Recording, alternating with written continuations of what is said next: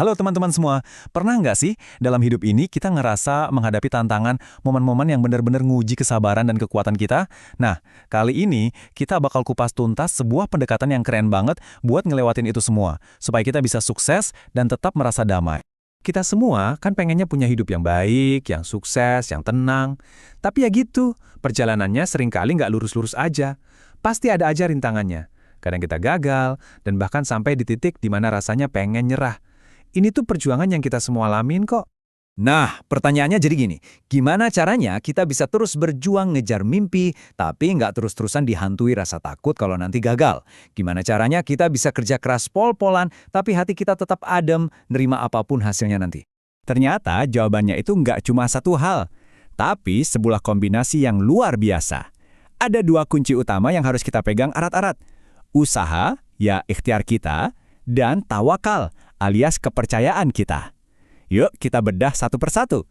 Oke, coba kita lihat perbandingannya. Di satu sisi, ada usaha. Nah, ini bagiannya kita banget. Ini soal tindakan nyata, kerja keras, belajar terus dari pengalaman, cari cara baru, pokoknya lakuin semua yang kita bisa buat capai tujuan. Ini wilayah kontrol kita. Terus, di sisi lain, ada tawakal. Nah, ini adalah sikap batin kita setelah semua usaha tadi udah maksimal. Ini tentang menyerahkan hasilnya sepenuhnya sama Tuhan, dengan yakin kalau apapun yang terjadi nanti, itu yang terbaik buat kita. Nah, ini nih yang paling krusial. Sering banget orang salah kaprah soal ini.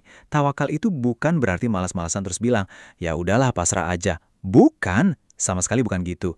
Tawakal itu adalah kondisi aktif yang datang setelah kita benar-benar ngerahin semua tenaga dan pikiran kita. Jadi tawakal itu puncak dari ikhtiar, bukan penggantinya. Terus kenapa sih keseimbangan antara usaha dan tawakal ini penting banget? Karena disinilah rahasianya. Bukan cuma buat meraih sukses, tapi juga buat merasakan damai selama prosesnya. Keseimbangan inilah yang jadi kunci utamanya. Coba deh kita lihat, kenapa kombinasi ini dahsyat banget. Pertama, ini bisa ngebangun rasa percaya diri dan ketabahan. Usaha bikin kita jadi kuat, tawakal bikin kita jadi tenang. Terus, ini juga jadi motivasi buat kita supaya terus nyoba tanpa gampang putus asa. Karena kita tahu kita udah ngelakuin yang terbaik. Dan yang nggak kalah penting, ini ngehindarin kita dari sikap pesimis atau cuma ngandelin hoki doang. Jadinya, kita proaktif tapi juga ikhlas. Oke, sekarang kita masuk ke bagian yang praktis ya. Gimana sih cara nerapinnya di kehidupan sehari-hari? Ada 5 langkah yang jelas banget yang bisa kita ikutin buat membangun keseimbangan ini. Oke, kita urut satu-satu ya. Pertama, niatnya harus jelas dan tulus. Ini kompas kita. Kedua, usahanya harus maksimal. Kerahkan semua energi dan kreativitasmu. Ketiga, setelah semua itu, serahkan hasilnya. Lepasin deh tuh genggaman kita ke hasil akhir. Serahin aja dengan penuh keyakinan. Keempat, perbanyak doa. Minta kekuatan dan petunjuk. Dan yang kelima, sabar selama prosesnya dan jangan lupa bersyukur atas setiap nikmat yang kita dapat, sekecil apapun itu. Jadi, apa sih hadiah terbesar kalau kita bisa menerapkan pendekatan ini? Apa hasil akhir dari semua perjuangan yang diiringi dengan kepercayaan ini? Jawabannya lebih dari sekedar kesuksesan materi. Hadiah sejatinya adalah ini, sebuah kehidupan di mana pencapaian dan kedamaian batin itu jalan bareng. Kita nggak cuma sukses, tapi kita juga ngerasain hati yang tenang luar biasa di setiap langkahnya.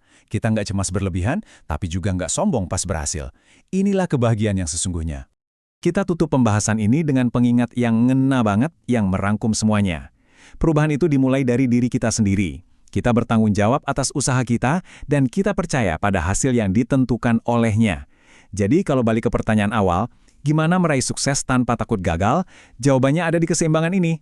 Pertanyaannya sekarang buat kita semua adalah, sudahkah kita menerapkan keseimbangan ini dalam hidup kita?